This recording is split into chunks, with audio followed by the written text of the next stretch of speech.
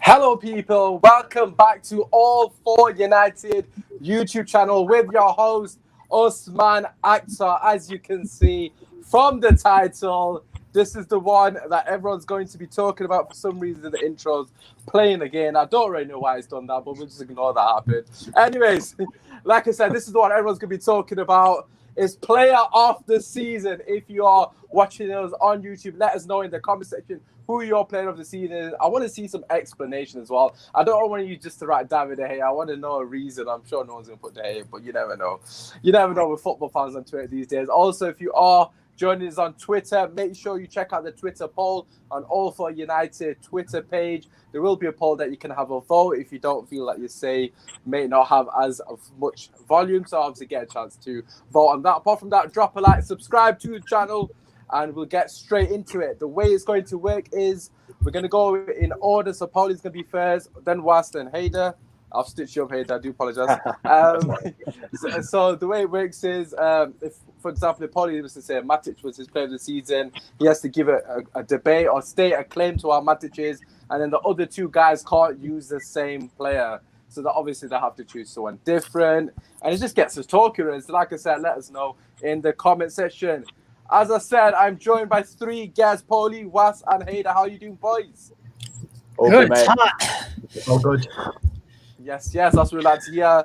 Obviously, I'm sure you guys have seen some transfer rumours, but we'll leave that to Joe to discuss them. There's some exciting news, it seems, that's going to be coming on tomorrow's show. In fact, Friday's show, which is the day before this is going out. Anyways, ignore that. Let's get into it. So by the time you watch this, you already know the news. Let's get into it. We're going to start with you, Paulie. Like I said, I want to know the player you've gone for player of the season and the reasons why. I didn't know I was going to be going first, so I researched a bunch of other guys to have some facts, but I'm just going to cop out and take the obvious one off the board. I'm going to make life difficult for you guys. The answer is Marcus Rashford. This team would be nowhere without Rashford at the beginning of the season when Anthony Martial got hurt and Paul Pogba got hurt, and you were relying on Marcus Rashford plus a 17-year-old Mason Greenwood, and then Dan James, Andreas Pereira, Jesse Lingard, Juan Mata, a whole slew of role players who aren't good enough to carry the team. And Rashford, essentially, even when Martial got back, he wasn't scoring right away. Rashford put this team on his back and carried them through a very difficult first half of the season, to the point where he literally broke his back from playing too much with the stress fracture. But when he went down, and we thought our season's cooked. We were in a good position to make a run at the top four, and Rashford got hurt, and we said we don't know what we're going to do, and we looked awful against Liverpool and against Burnley until Bruno Fernandes was able to come in. But if it weren't for the work that Rashford did before that, we wouldn't have even been in a position for Bruno Fernandes to come in and make the impact that he made. And then off the pitch, through the lockdown, no player shined brighter than Marcus Rashford with all the work he did off the pitch, feeding all those kids in the United Kingdom, everything else that he was doing. And then post-lockdown, he came back and was a completely different player. It might have taken him a few games to look as sharp as he could, but before he got hurt, he was the guy, basically. The attack was kind of built around him for him to score goals. When he came back, you have Bruno Fernandes, you have Martial, Paul Pogba was back. He was, moved into this more of a facilitator role, and it might have taken him a game or two to get used to it, but then he shined.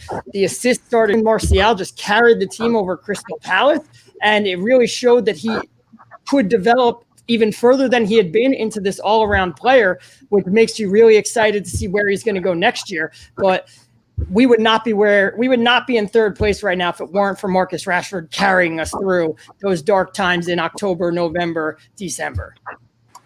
Wow, very strong claim there for Marcus Rashford. First and foremost, I just want to point out, obviously, regarding the dark times, I don't think I'll forget them when he was playing up front with Dan James, and it seemed like he was starved of any sort of supply line whatsoever. You also touched upon, obviously, his back injury. Thankfully, he's recovered from that. But his post-lockdown form is when I saw a difference in Marcus Rashford as a player. Did you notice any noticeable changes? Because it seemed like you mentioned prior to his injury, he was carrying the team. It seemed like after lockdown, he didn't have to carry the team as much. So he kind of took I don't want to say a backseat role because I don't want to discredit him, but it seemed like that sort of burden wasn't on his shoulders, and he seemed a bit more free in a sense. Yeah, before the lockdown, the team, the way they played was very much like Martial would drop into space, almost like a false nine, and Rashford and Dan James would run in behind into space, and it was either Rashford, can get it and go on and score, or Dan James would get it and look to cross to Rashford, very similar to that goal that you saw against Liverpool at Old Trafford. But what would happen, like the rest of our team, is when we played teams that sat back, Rashford would sort of disappear in those games, and he wasn't very effective. And after the lockdown, when he didn't have to be that guy, and he just became more of a facilitator and a creator and an all-around player, and we saw him drop deeper. We saw Luke Shaw be the guy that got much more forward on that left side, and Rashford would sit around and he'd spray passes all over the place. He had the one early on against Leicester where Bruno Fernandes, it was not what Leicester, against West Ham, where Bruno just happened to miss. There was another one a few games before that where that was just called back for offside, but he really displayed the passing and the creativity of his game as he had that freedom. And you look at, we basically only played teams that were sitting deep, games where Rashford tended to struggle in the first half of the season, and he was making an impact in each of those games. Yeah, no, I completely agree, especially in terms of his more creative aspect of the game. I think he's been absolutely fantastic, especially after lockdown. He created so many chances.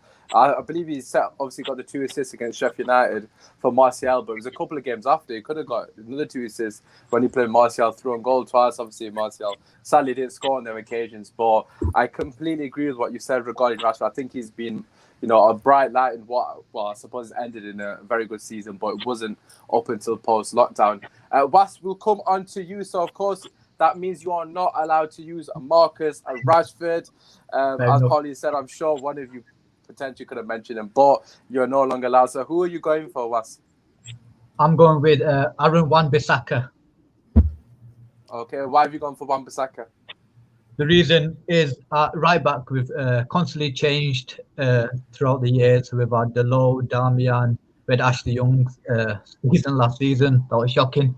And now we've got like a solidified right back, and we don't have to constantly change. Our right winger does change often, probably doesn't help Bissaka, but for me, Bissaka's been holding that right side down himself. He's had 35 appearances this season, so he's practically played all season. He's kept 11 clean sheets, or he's been part of a defence that's kept 11 clean sheets. That's one less than Liverpool. Liverpool are the benchmark, so that's one less. That's pretty decent. And in terms of his defensive stats as well, he's had 66 interceptions. And in terms of tackles, he's 129, which is the highest in the Premier League. And everyone says that he always goes to the ground with his slide tackles. But we've got to understand that when he does go down, he actually wins the ball. And he's only made 21 fouls this season. And Trent, who stays on his feet more often, has made 22 fouls. So he's made less fouls than Trent Alexander.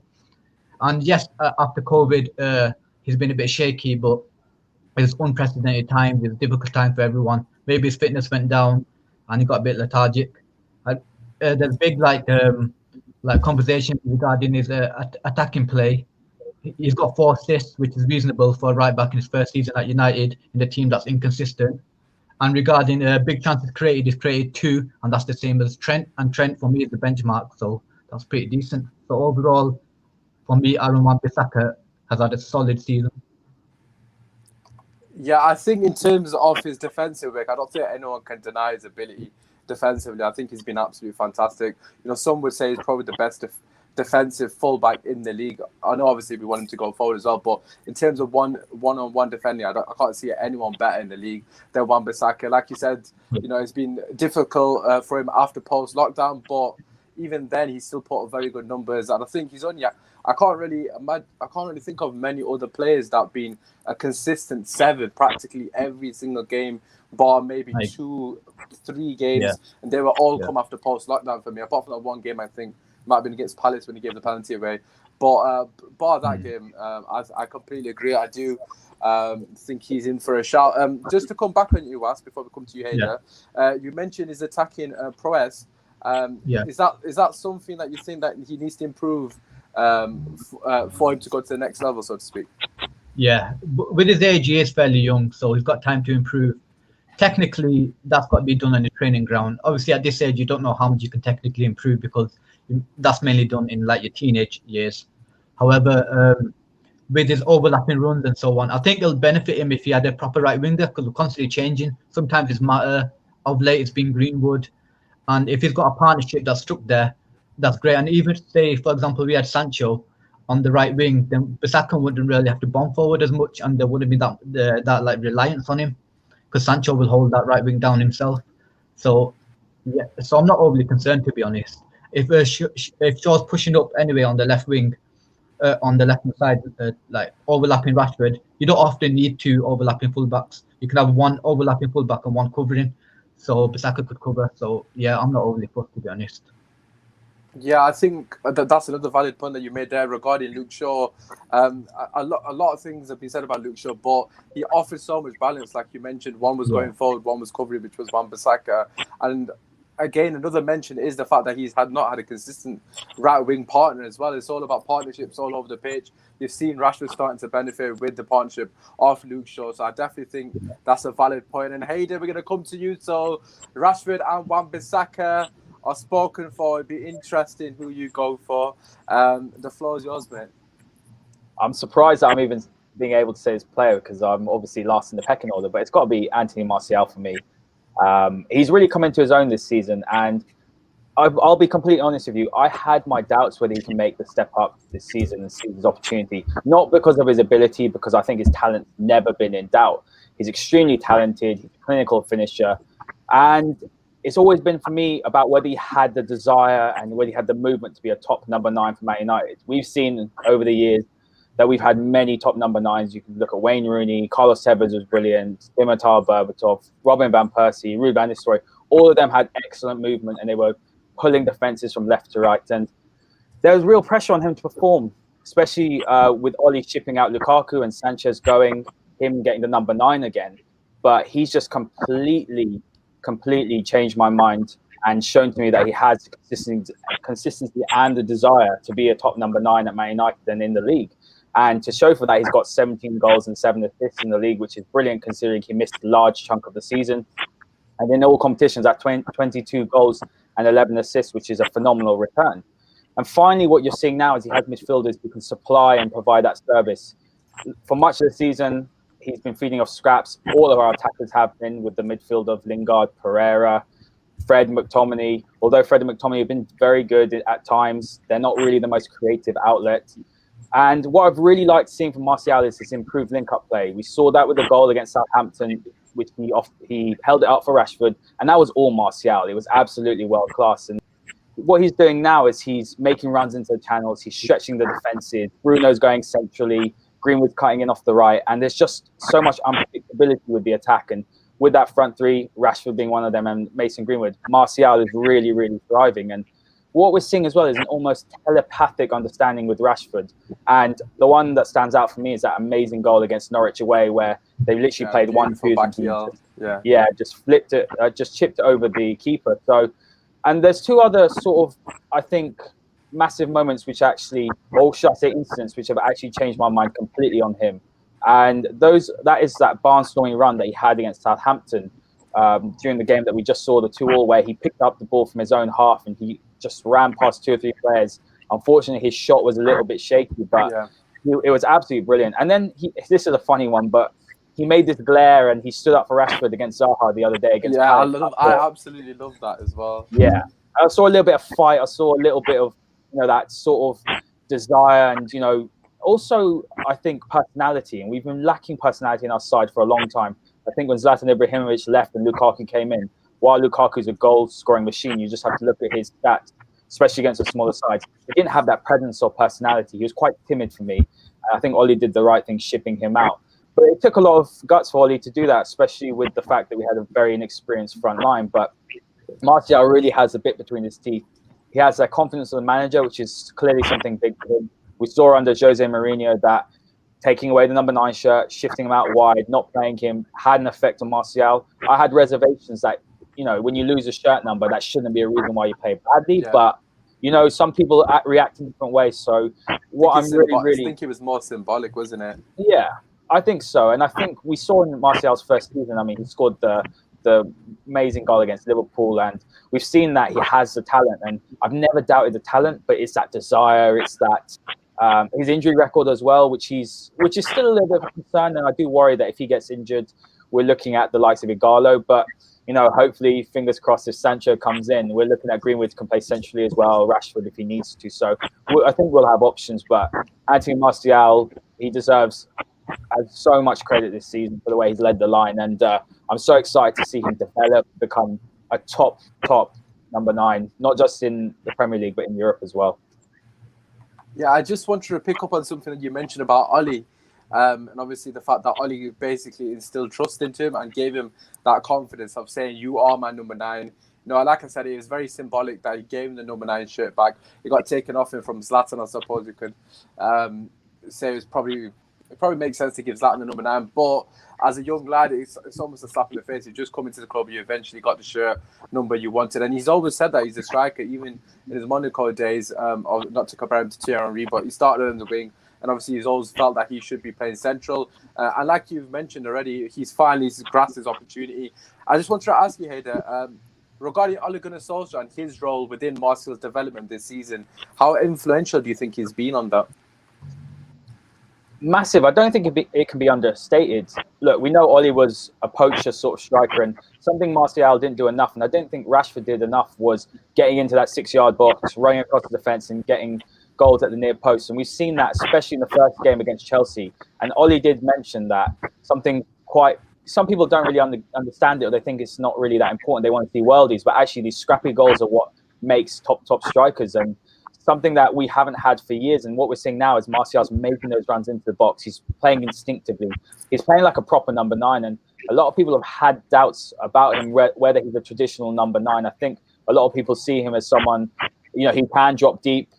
He has the ability to pick it up and run with the ball. He has the ability as well to link up or play as a second striker. But what he's offering us is that versatility, not only to be able to run in the box, but he can also cut out wide. You saw that goal against Bournemouth. He can score all types of goals. So before, while he was scoring, the sort of Thierry Henry, like curling into the bottom corner, those sort of goals, which are becoming a trademark.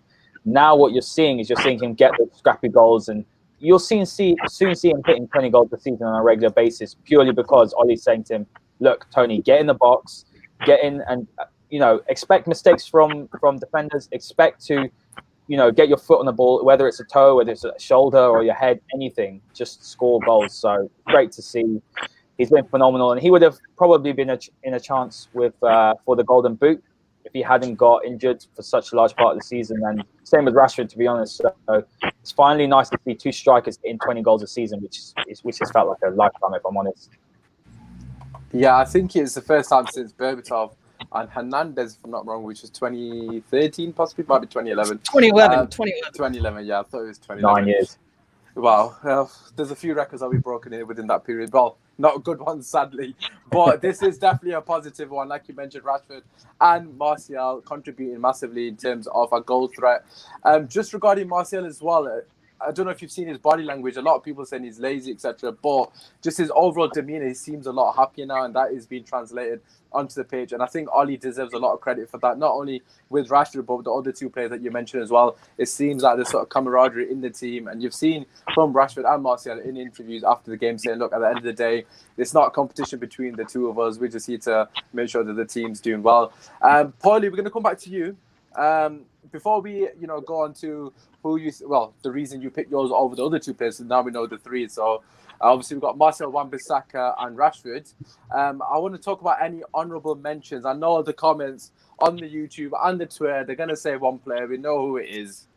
Bruno Fernandes. And as Ben actually mentioned as well, Maguire. So I'll let you talk about Bruno. Do you think Bruno is within contention at all, or do you think it's only because it's a half season, he can't really be in for a shot? Yeah, that's exactly why I would rule him out. Is he came in February. He played about a third of the season for us.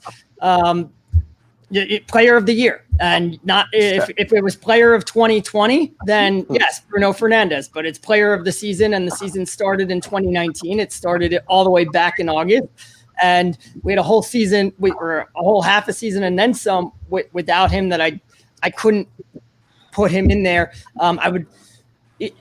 Also, to me, the team was Bruno was kind of the last piece of the puzzle, and the whole team was there, which allowed Bruno to step in right away and thrive. And if it weren't for the work of a lot of these other players, and for the most part, or a lot of the credit to Ole Gunnar Solskjaer for how he built this team and stuck with it during that hard start, but like stuck with going with what he believed in. So the players learn their roles, they learn the team, they learn the system, so that at the end of January, this team was just one missing piece away and allowed Bruno to step in and have the impact that he did. But can't give him the player of the season award for only a third of the season's work. Harry Maguire, however, would be an absolutely deserving player of the season, not just for what he did on the pitch and taking a defense that conceded 56 goals last season and bringing that down to 36 is no small feat in and of its own. And that's including, how many errors did David De Gea make this year that we could just sit here and rattle off 4 or 5 right away. And this team conceded the third fewest goals in the league. So by 3, Liverpool only conceded 3 fewer goals, including all those mistakes. That was the impact that Maguire had. But off the pitch, Maguire could not have had a better impact. He came back and really and grabbed this team the same way that Wan-Bissaka made that right back role his own. Maguire came into that dressing room and really established that culture that Solskjaer wanted to establish, that we've really been missing since, the Rooneys and the Carricks left. Zlatan Ibrahimovic was a massive personality, but he's not a Manchester United personality. He's Zlatan. He marches to the beat of Zlatan's drum. And Maguire came in, and by October he had already been given the armband for a game. By January he was now the full-time captain, and he took that role very seriously. He is organizing player events, and players were fined if they didn't turn up to them, and really established that culture that Solskjaer wanted to bring back, to the point that now you don't have to worry about who United are going to sign, because when they sign a new player, regardless of their personality, they're going to walk into that dressing room, and you have people like Harry Maguire and Bruno Fernandes and Marcus Rashford that will right away look at him and be like, right, this is how we do things around here. If you're not going to do it that way, you're not going to succeed. And that's going to cause everybody to fall in right away, and it's going to make the acclimatation better. You're not going to end up with outcasts like Alexis Sanchez anymore, and that's a lot of credit to what Maguire did and recognized. He was brought in not just for what he could do on the pitch, but those off the pitch qualities that he brings as well. Yeah, I think that's a really important point that you made there. The one thing that a lot of people have questioned about Man United is the lack of leadership, especially in the last couple of years. Both the players that I happen to mention, Bruno and Maguire, like I said, honourable mentions. They just happen to be leaders, both former captains as well. Was, we'll come to you regarding Maguire or Bruno. Is there a case that potentially either of them could be within contention for the award? Like Paulie said, for Bruno in particular, is well, he didn't play enough games, I suppose. Yeah, with Bruno Fernandes, obviously he wasn't here from the beginning of the season, and before January we were going through some turmoil and so on. However, when he did come in, we were 14 points off 4th, and our goal was to achieve 4th. So it shows the impact we've had, that we were 14 points off 4th and we end up finishing 3rd. And from Bruno's debut to the end of June, we got the joint most points of 18. So it shows how much impact he's had. And ultimately, he's been like the driving force in us achieving our goals. So there is some claim there that he could be player of the season. Also, the main point is the belief in the dressing room and how he doesn't settle for like second place, and he doesn't settle for like a draw. I think that's the most important thing, to be honest. Yeah, you've spoken about the mentality and also the impact Bruno has had. Again, Hayden, just to finish off on yourself, regarding either of the players, or if there's anybody else that you think deserves to be an honourable mention, I'm sure there might. Some people might mention Luke Shaw. I think he's had a fairly good season as well. And I think in his absence as well, we've kind of seen the impact that it's had. Or basically, I think a lot of people don't really appreciate Luke Shaw for the work that he does because they look at the game statistically rather than actually watching the game. So, regarding Maguire or Bruno, do you think you can make a case for them, or if there's anybody else that you'd like to mention as well? You look at Bruno, I think it's very obvious what his impact is. I mean, I've got to probably disagree with Paulie. I think that Bruno was the catalyst. I don't think he came in as the final jigsaw. We have to be completely honest. The way we were playing before Christmas, obviously we had Rashford and Pogba out, but we were playing terrible football.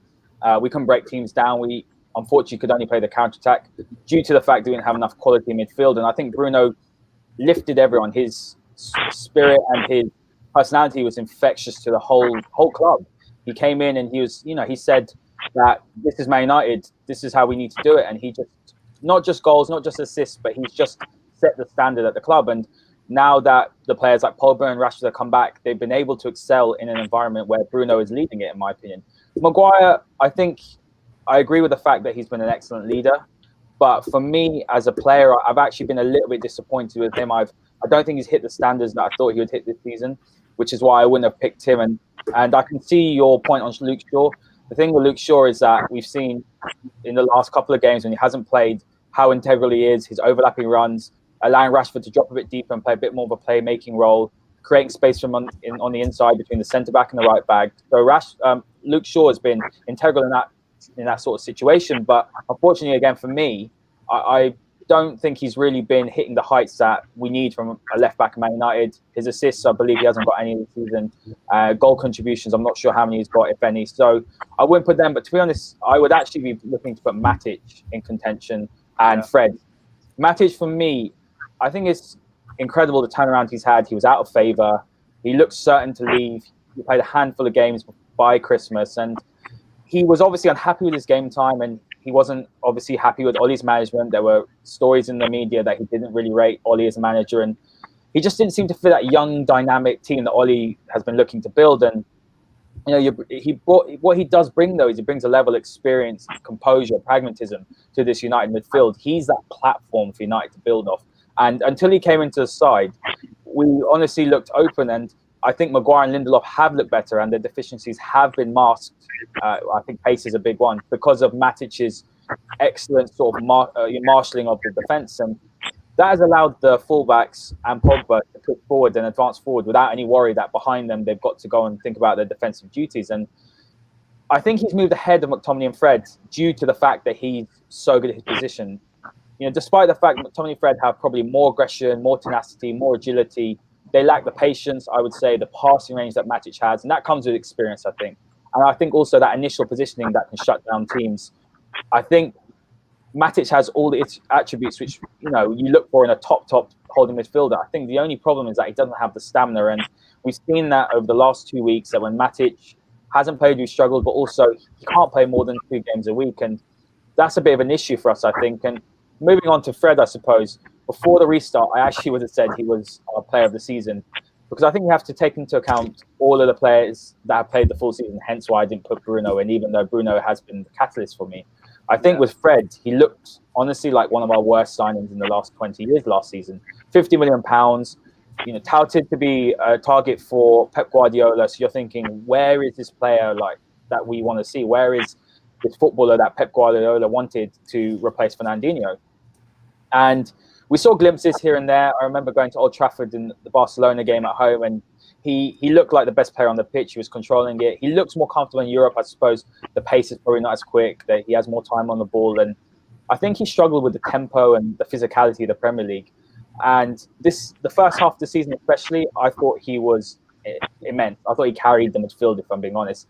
He's an all-action midfielder. He makes it easy for those teammates to move forward freely, similar to Matic in a sense. But what I've liked from Fred is he's improved his technical ability. He's tenacious. He has high energy. He's an engine in that midfield. And for me, he was easily the player of the season up until Bruno came in and the restart, and things happened, and he found himself sitting on the bench because Pog was better. And I think what I've been sad to see from Fred, and that's probably why I didn't put him in as player of the season, is that as soon as Pogba's come back, it seems to me as if Fred doesn't believe he can get back into the side. Yeah, I was about to ask you, Hayden. Yeah. Has it surprised you? Because like you mentioned prior to lockdown, I think Fred was actually my player of the season as well. I'm sure a lot of United fans would agree he's been absolutely influential in everything good going forward. Has it surprised you he's not got more game time? And when he has played, he's not been to this similar level that we would see post-lockdown or prior lockdown, such as that. Yeah, absolutely hasn't. This is kind of what I put it down to. And this is perhaps going to be a little bit controversial, but we've been playing, sort of a consistent team for 5 games. We had that 5-game run where we knew our first team. And while that's really great, because for years, even under Jose, Louis van Gaal, we consistently chopping and changing, we didn't know our best starting lineup. So for Ollie to know that is a great thing. But as we've seen from the restart, it's been game after game in a very short amount of time, and it's taken its toll on the team. We've seen the team get tired. The fact that Ollie hasn't been bringing in Fred and McTominay, more so Fred, into the midfield to change things up, suggests to me that he doesn't trust them as much as he wants to. And I think that's a little bit of a worry for Fred. And McTominay, I think he's still young, but I think it's a worry for him because in the amount of games he played, Bruno was running to the ground, to be honest, in a lot of the games. He played 120 minutes against Norwich, and then he went and played a full game again the following game. And I'm a little bit concerned of the fact that he didn't think Fred could come in and do a job. And when Fred has come on, he's just struggled completely. He has been a bit sloppy in possession. He was poor against Chelsea. And it's a shame because after having such a good season up until lockdown, he's just come back and he's just not looked the same. So maybe he's just struggled to adapt back into the football. And I'd like to think it's that. And because, having Fred as a squad depth player in McTominay shows how far United have come in the midfield, that we're having a player of that caliber, because I still think Fred has his qualities that can benefit the team. So I would actually like to see him and McTominay be molded more into a defensive midfielder, because I think they both have the characteristics to play that. I don't think they have the passing range or the vision to be playing, more of an advanced role. And when you look at Fred, I think if he improves himself positionally, same with McTominay, and improves his passing range and discipline in that position, because he's got the legs that Matic doesn't have at the moment, I think you could see, a completely different player. So I'd like to see him spend a bit of time with Carrick. I'd like to see Ollie look at this option, because we're not going to sign a defensive midfielder, unfortunately, I don't think, this summer, which is a position I think we do need.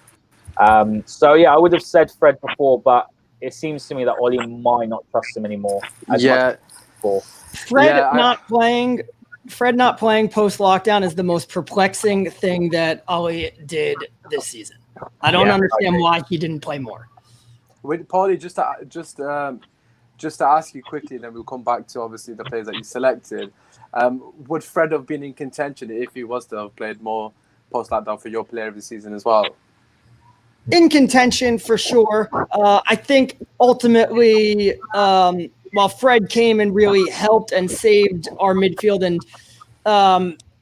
and really blew us away with how much he improved over last season, I still think Marcus Rashford would have been your player of the year regardless. I think Maguire has a great case, but Fred absolutely has a very good case for how well he played this year, really provided a lot in that midfield. I think it's a little overblown, his form after the lockdown. I think from where I'm sitting, when Fred plays with McTominay, he plays as the more defensive of the two midfielders. Yeah. And when he plays with Matic, he plays as the more advanced one, similar to how Pogba plays, or the same role. And Fred is just not Paul Pogba. So when you're asking him to do all the things that we now are watching Paul Pogba do, it's obviously going to look like Fred isn't on his best form. In reality, Fred was playing just as well as he was before the lockdown. Before the lockdown, even after Bruno came, we struggled progressing the ball from our defense to our attack, and Pogba really solved a lot of those issues. Fred's passing actually improved after the lockdown, and his turnovers actually decreased after the lockdown. But when he's out there running around next to Matic, you're comparing him to Pogba, and nobody's going to compare to Pogba. So it makes it look bad. I also would hope that Solskjaer moves him to more of the defensive role. I think he'd be able to thrive there. We saw this season against Arsenal in September at Old Trafford, and we saw it at Watford in December when United against Arsenal, it was 1-1, so we were searching for a winner. Against Watford, we were chasing that game. Fred came on against Arsenal. It was a Pogba McTominay midfield, and they switched their shape to a 4-3-3, which with Fred sitting behind McTominay and Pogba. And against Watford, it was the same thing. Pogba came on, and they switched to a 4-3-3 with Fred sitting. So obviously, there is some, at times Solskjaer has trusted him to do that defensive role. He did it as well for the final half hour against Bournemouth. But that's a half hour against a bad team when, we were up 5-2 or whatever the scoreline was. But there have been glimpses of him doing it. And against Bournemouth, he was doing all, splitting the center backs the same way that Matic does. That McTominay has struggled to do, that helps open up the field for Pogba and Bruno. So I really wonder why he didn't give him more chances to do that when it seemed, in terms of knowing the role and the system, he really had it down pat. Yeah, no, regarding Fred, obviously you guys have made very strong claims in terms of, him prior to the lockdown. I definitely agree that he's an honourable mention. I think alongside Matic as well, both of them have been phenomenal.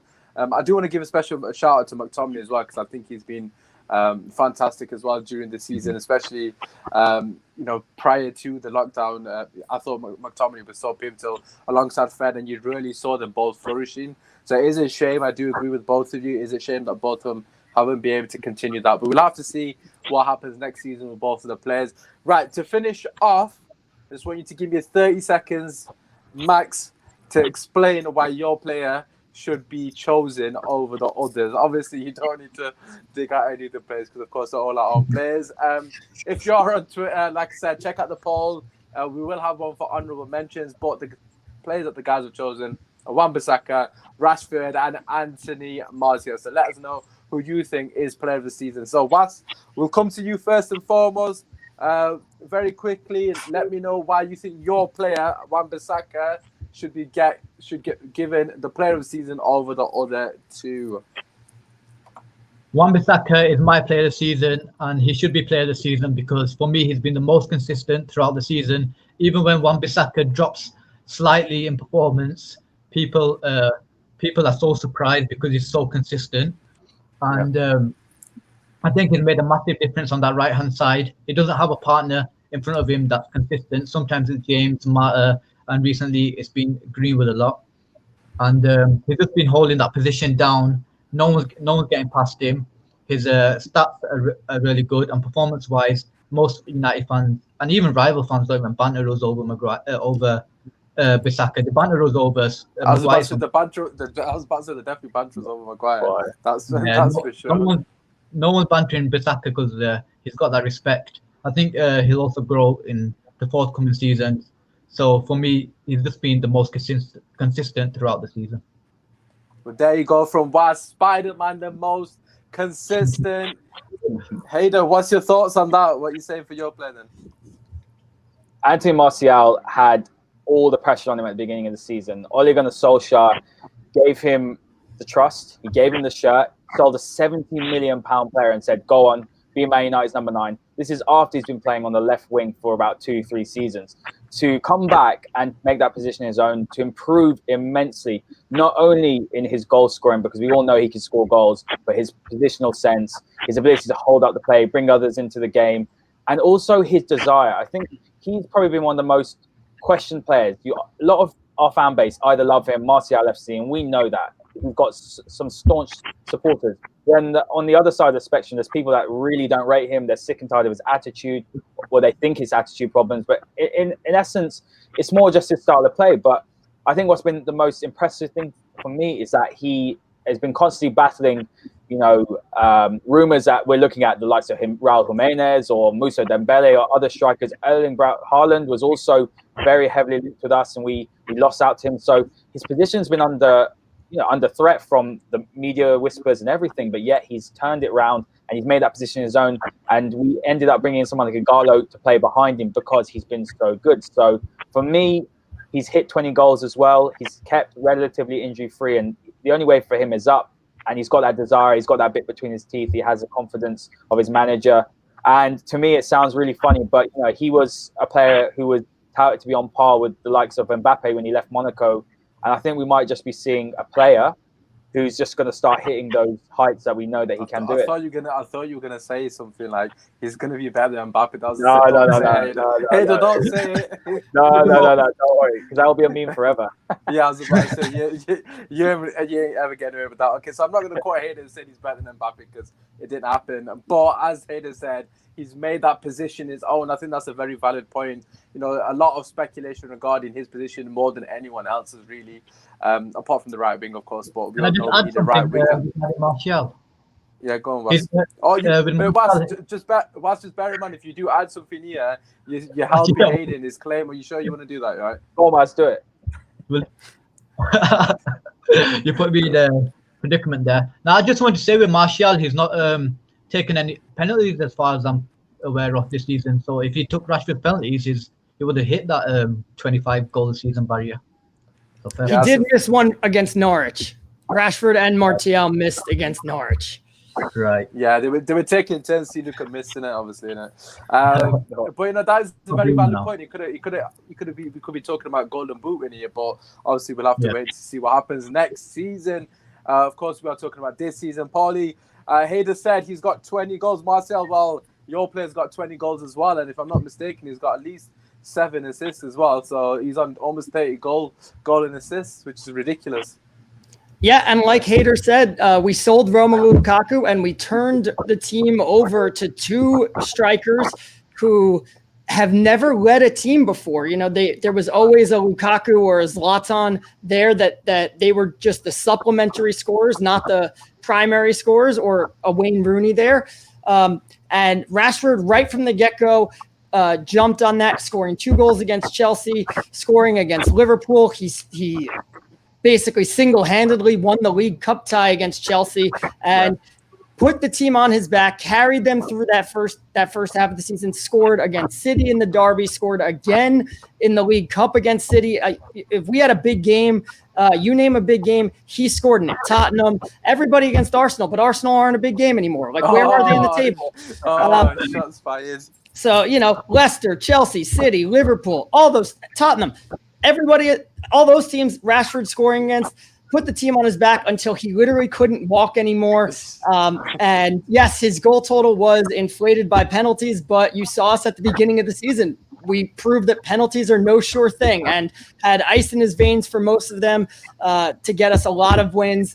And then when lockdown came, he shined off the pitch, and all of his work that he did in the community, it doesn't factor into player of the season, but it does factor into showing what kind of person he is. And as much as that shouldn't factor into it, you take it into consideration. You're really trying to factor it in. You've said it twice. It's impossible. It's impossible to not factor it in, even though it shouldn't be. It's impossible to not think about that when you're thinking of the player of the season. I love how you said don't factor it in, but do factor it in. Yeah, right. You basically made me Prime Minister for us. If there's a little tiebreaker, it gives him that much more. Right, okay, we'll have to wait. We'll have to wait and see what the comment section. I don't know if I should put my neck out on the line because one of you guys have actually picked the player that I was going to go for. Okay, well, listen, I'm not going to be impartial. I was told to be impartial, but I'm just going to say who my player is anyways. It was between Rashford and Martial for me as well, actually. Although I would have initially thought about Fred, but the person I've given it to is Martial. The only reason being is because I think his role in terms of bringing everybody into the game, obviously, like you mentioned, that goal against Southampton that he led up to Rashford, and this isn't a discredit to Rashford because he's been absolutely phenomenal, as was Wan-Bissaka, but I just think Martial, you know, with everything that was on him in terms of pressure, everyone doubted him. Not everyone, but most people doubted his capabilities of doing that. You know, you saw at the start of the season when Lukaku was firing goals, all you would see on social media is, oh, look, Lukaku scored X, Y, and Z. Your strikers can't do that. So Martial has proved a lot of doubters wrong. I think Rashford, on the other hand, on the left wing, I don't think he had as many doubters because he has done it for a couple of seasons. Not to discredit what he's achieved, but that's my personal opinion. Let us know what you lot think. It could be any of the three. They've all been fantastic, and it's good that we can sit here and actually talk about players in a positive sense, and obviously the honourable mentions. Let us know if you think Bruno, even half a season, has been the catalyst to get into the top four. I suppose, as Was said, there is definitely a case for that. And like I mentioned earlier, check out the poll on All for United. Man and Start, make sure you drop a like and subscribe to the channel. Show the boys some love on their social media. It's been your host, Usman Akhtar. Peace.